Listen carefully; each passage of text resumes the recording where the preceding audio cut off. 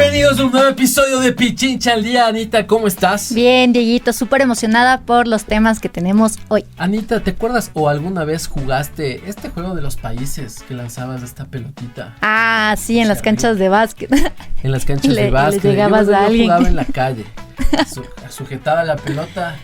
¿Y usualmente qué nombre de país te ponías tú? Emiratos Árabes Unidos. Sin embargo, si utilizamos como una metáfora estos juegos de estrategia, Anita, podríamos decir que en ambos casos se trata de tomar decisiones. En estos juegos los participantes deben tomar decisiones tácticas sobre cómo y cuándo tomar una decisión.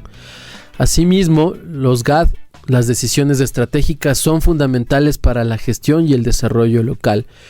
Los líderes de los GAD deben considerar cuidadosamente cómo distribuir los recursos, implementar políticas públicas y colaborar con otros GAD para el beneficio de las comunidades. Pero para hablar de este tema más a fondo tenemos la visita de Matthew Lecuan. ¡Bienvenido! Bienvenido, Gracias. Déjeme contar un poquito quién es Matthew Lecuan, ¿ok? Es un académico, se ha especializado en temas como el cambio climático, los movimientos sociales, la política latinoamericana, con un enfoque particular también en el Parque Nacional Yasuní en Ecuador. Ha publicado trabajos sobre el ecosocialismo como alternativa política, social y ecológica al capitalismo. Y ha investigado iniciativas sobre el Yasuní. Además, Matthew ha contribuido al análisis político de Ecuador, incluyendo las dinámicas políticas en la Asamblea Nacional, y ha examinado las elecciones presidenciales y las tendencias políticas en Ecuador. Sus investigaciones abarcan temas de ciencia, política, recursos naturales, cooperación internacional y más, con una perspectiva crítica sobre la economía política ecuatoriana y el concepto de buen vivir. Matthew Lecuan, bienvenido. Bienvenido. Qué buen resumen. Te voy a confesar. Es un resumen que le saqué de la inteligencia artificial. Todo el programa solo de la trayectoria de Matthew. Anita, haga los honores, por favor, para iniciar. Bienvenido, Matthew. Gracias. Bueno, nosotros queremos saber la importancia de los GATS, de los gobiernos autónomos descentralizados, provinciales, cantonales, parroquiales. ¿Por qué son importantes las competencias que tienen estas entidades para también cubrir las necesidades de los territorios frente a lo que hace el gobierno central? ¿Por qué es la importancia de estos GATS? La importancia de los GATS viene, bueno, sobre todo de dos lógicas, ¿no? La primera lógica es cómo acercar la política y la política pública y el Estado a la gente, ¿no? Entonces, muchas veces esta lógica, el Estado central está visto más o menos como el leviatán, ¿no? Que está ahí por encima de todo, como diría esta cosa que finalmente decide sobre la vida de los habitantes de un país, pero que al final está muy lejano, ¿no?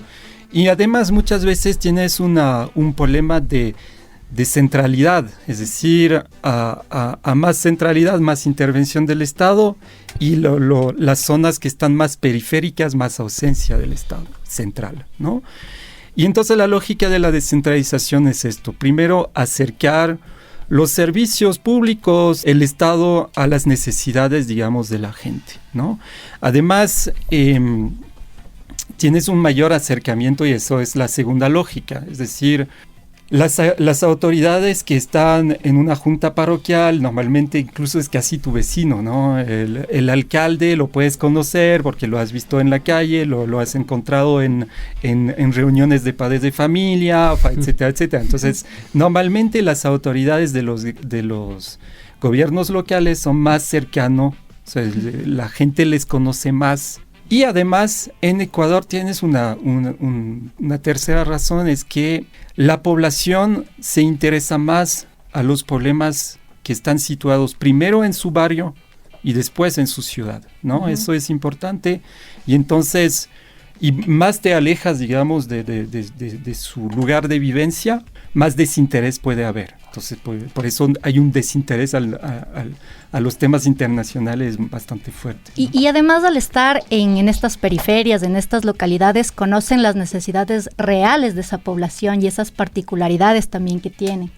Sí, en efecto. Entonces, además, cada territorio tiene sus propios problemas, tiene su propia cultura, tiene su propia gente, la gente no tiene identidades, tiene necesidades, tiene visiones del mundo, tiene visiones de la sociedad e incluso un acercamiento a su propio territorio que puede ser diferente al territorio al lado, ¿no? Entonces eso es importante. Tú finalmente en un país tan diverso, con una población tan diversa, con identidades tan diversas como el Ecuador, finalmente no es fácil gobernar todas estas identidades, todas estas particularidades de cada territorio. Entonces, los gobiernos locales en este sentido tienen un acercamiento más fácil, digamos, con mayor conocimiento de su población, ¿no?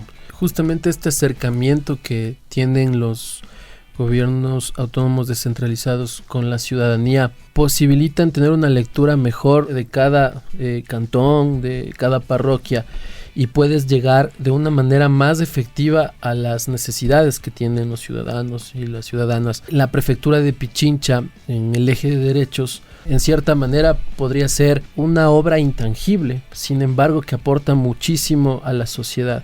¿Qué opinas de esto? Sí, eso es digamos, el gobierno central decide descentralizar, es decir, transferir competencias a los gobiernos locales, le transfiere ciertas competencias, es decir, finalmente ahí deberías tener una complementariedad entre gobierno central y entre los diferentes gobiernos locales, es decir, por ejemplo, en temas de vialidad, durante mucho tiempo se pensaba que las prefecturas solo tenían vialidad, ¿no?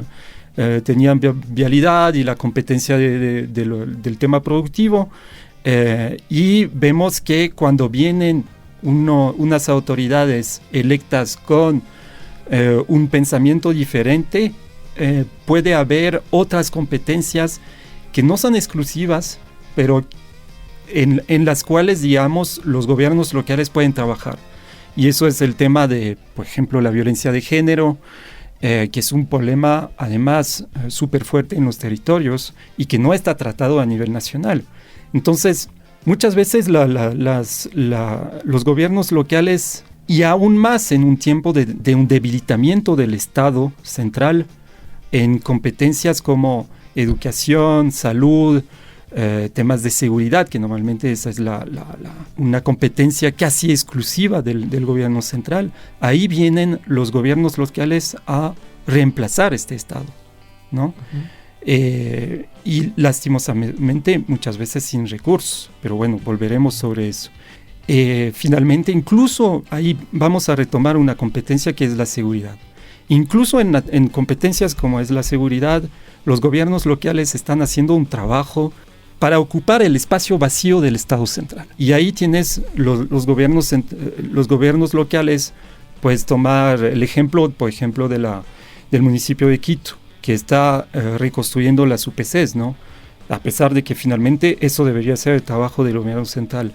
Tienes prefecturas, tienes incluso municipios que están entregando materiales, carros a la policía, cuando eso normalmente es lo mínimo que debería tener, digamos, las fuerzas del orden para su trabajo cotidiano. En temas, por ejemplo, como la salud, desde la prefectura que incentivas o fortaleces una iniciativa de salud para poder llegar con costos accesibles a la ciudadanía, incluso darle un mejor servicio, porque si vas a un hospital público en el que tienes que esperar muchas horas, en el que quizás no te dan un turno mientras esperas que estás enfermo, puedes, por ejemplo, acceder a un servicio de Pichincha Humana en el que podrías tener una atención más pronta y a un bajo costo. Eso es otro ejemplo, y eso se vio muy bien durante la pandemia de COVID, ¿no? Cómo finalmente el Ecuador creo que fue uno de los pocos países a nivel mundial que durante la pandemia, en vez de invertir en la salud, desinvirtió en el sector de salud. Y ahí viene la iniciativa, por ejemplo, de la prefectura de Pichincha de impulsar Pichincha Humana, por un lado, ¿no? En el tema de salud, y también los centros Guarmis en temas de violencia, porque además, como nos quedábamos en casa, las que más sufrían en casa y vivían con sus propios agresores, digamos, de manera cotidiana, y 24 horas al día eran las mujeres. Acababas también de decir que todos estos retos que asumen los gobiernos autónomos descentralizados, las prefecturas, las alcaldías, mencionabas del municipio de Quito, está entregando UPCs, remodelándoles para fortalecer la seguridad. En el caso de la prefectura de Pichincha, el tema de salud a través de Pichincha Humana. Pero llenar estos espacios que quizás el gobierno no ha podido llegar de manera directa, se nos presenta un gran reto, y es el tema económico. Frente a esa necesidad de suplir todos estos problemas, ¿no es cierto?, estas circunstancias, y se te suma uno más. No estamos recibiendo los recursos, pero ¿cómo podemos afrontar? ¿Cuáles serían las maneras de que las alcaldías y prefecturas, las juntas parroquiales pueden afrontar este reto? Mira, tienes varios tipos de descentralización, digamos. La descentralización en los 90, que fue, digamos, la gran solución a nivel de organizaciones internacionales como el Banco Mundial, el FMI, era para debilitar el Estado central y las competencias del Estado central, entregar competencias a gobiernos locales, con la lógica justamente de acercar estos diferentes servicios a la gente, acercar el Estado a la gente. Bueno, pero esta descentralización se hizo sin transferencia de recursos. Entonces, finalmente, tú tienes un pastel, ¿no? Tu presupuesto es un pastel. Si tú tienes más competencia, tu pastel es más chiquito. O sea, con el mismo pastel te estás ocupando de varios sectores, de más sectores, ¿no? Lo que invertías, por ejemplo, en vialidad, ahora lo tienes que quitar un poco de vialidad para invertirlo, no sé, en temas de salud, por ejemplo. Después tienes, con la Constitución de 2008, la Constitución te prohíbe transferir competencias sin transferir los recursos financieros. Porque al final el nervio de la guerra final es la plata, ¿no? Entonces, si tú sin plata no puedes hacer política pública. Eso es así, ¿no? Y eso es porque tienes dos tipos de descentralización en Ecuador. Uno que es los municipios, que finalmente los municipios, sí es verdad que reciben una parte de su presupuesto del Estado central, otra parte ellos pueden crear tasas, impuestos, para justamente ser menos dependiente del Estado central y tener sus recursos propios. Y eso las prefecturas y peor las juntas parroquiales no lo pueden hacer. Entonces es una dependencia del Estado central para finalmente poder ejecutar su presupuesto y tener dinero, sabiendo que finalmente los gobiernos locales también contratan mucho. O sea, generan una economía a nivel local que es bastante fuerte, y si los gobiernos locales no tienen presupuesto para poder pagar a los diferentes proveedores, para asegurar un servicio público de calidad, para poder ejecutar su presupuesto y sus competencias, ahí hay una consecuencia directa en la población, evidentemente, ¿no? Y algo muy importante que tú mencionabas es que la prefectura lleva los servicios a estas periferias, a las localidades, también sus programas, sus proyectos. Tenemos centros Guarmi Pichincha en varios sitios de toda la provincia, tenemos centros Guarmi Pichincha, tenemos centros de valor agregado, también existen nuestros técnicos, el personal que trabaja desde los territorios además. Entonces son varios programas y proyectos en diferentes áreas, ¿no? Pero también la gestión que se lleva a cabo tiene una visión más integral, más holística, porque se trabaja, por ejemplo, el tema de fortalecer el riego, pero también para fortalecer la producción, pero también en generar canales de comercio, en comercializarse directamente, que los recursos se queden también en las localidades, pensar en el tema turístico. Y entonces no es solamente las prefecturas, los GATS no solamente se encargan como de las obras en concreto, sino en esta visión más integral que también te ayude al progreso, te aporte al desarrollo de estas localidades. Mira, voy a retomar algo que yo escucho mucho en la prefectura de Pichincha de parte de las personas que están en territorio, de los funcionarios, servidores públicos, trabajadores que están en territorio. Y es que finalmente nosotros estamos aquí para mejorar las condiciones de vida de la gente, ¿no? Y eso me parece que es un espíritu de servicio público que primero me sorprendió, ¿no? Porque finalmente cuando hablas de un funcionario público, siempre se habla de un funcionario público que está bien sentadito en su oficina, que trabaja de 8 a 4:30 y después incluso a las 4:20 está ya para timbrar. Y eso finalmente cuando ves las realidades y sobre todo estas personas que están trabajando en territorio, al lado de la gente, que conocen sus necesidades, que ve también y se preocupan. los problemas de la gente, la pobreza de manera casi cotidiana, finalmente desarrollan un espíritu de servicio público, es decir, realmente lo que es el servidor público, la servidora pública, ¿no? Y claro, las necesidades, además, de una persona, de un campesino indígena de Olmedo en el cantón de Cayambe, no son las mismas que un joven estudiante que vive en el centro de la ciudad de Quito, por ejemplo, ¿no? Evidentemente son necesidades muy diferentes y tú, para conocer estas necesidades, tienes que tener gente que esté en el territorio y gente que tenga la capacidad no solo de conocer a las necesidades, sino de poder paliar estas necesidades, ¿no? De poder trabajar para justamente mejorar la vida cotidiana de la gente de su territorio. Por eso ustedes los ejemplos que citan, por ejemplo, tener un centro Warmi en cada cantón, que es una promesa de campaña que está cumpliendo la prefecta en este momento,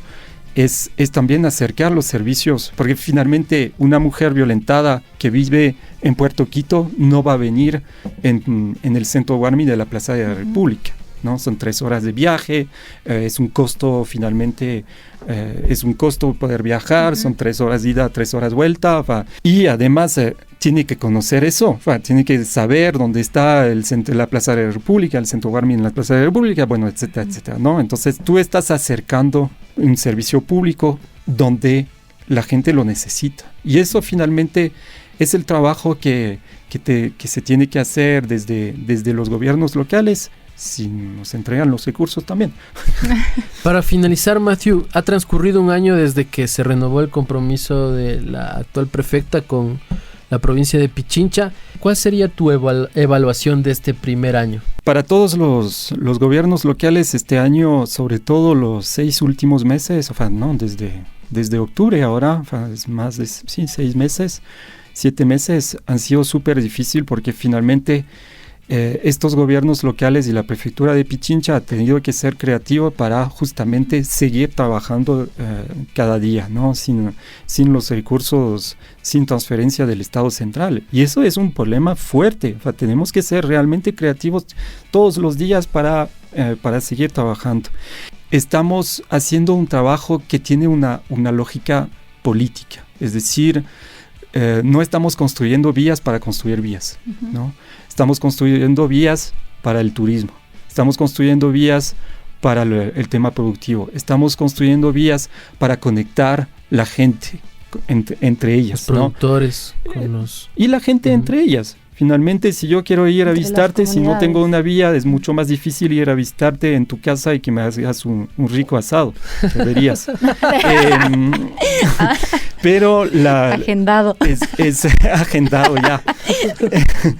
Entonces, eso también es conectar a la gente, y es conectar a la gente también a los servicios públicos. Entonces, yo creo que en comparación al primer mandato, digamos, hay más experiencia.